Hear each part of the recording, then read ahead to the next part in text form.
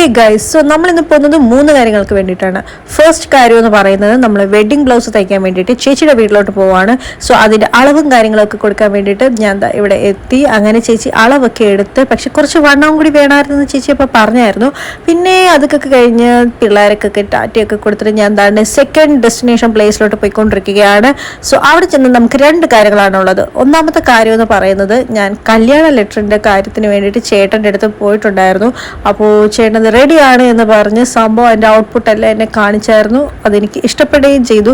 പിന്നെ ഞങ്ങൾ അവിടെ ഇരുന്ന് കുറച്ച് നേരം വർത്താനമൊക്കെ പറഞ്ഞിരുന്നിട്ട് ഞാൻ 4 വർഷം മുന്നേ അഭിനയിച്ച ഒരു സീരീസ് ഉണ്ടായിരുന്നു. അതിൻ്റെ പാട്ടിനെല്ലാം എനിക്ക് ഡബ് ചെയ്യാനുണ്ടായിരുന്നു. സോ അത് പെൻഡിങ് ആയിട്ട് കിടക്കുമായിരുന്നു. എന്നെ കുറേ നാളുകൊണ്ട് വിളിക്കുന്നുണ്ടായിരുന്നു. അപ്പോൾ ഇപ്പോഴാണ് അതിനൊന്ന് സമയം കിട്ടിയത്.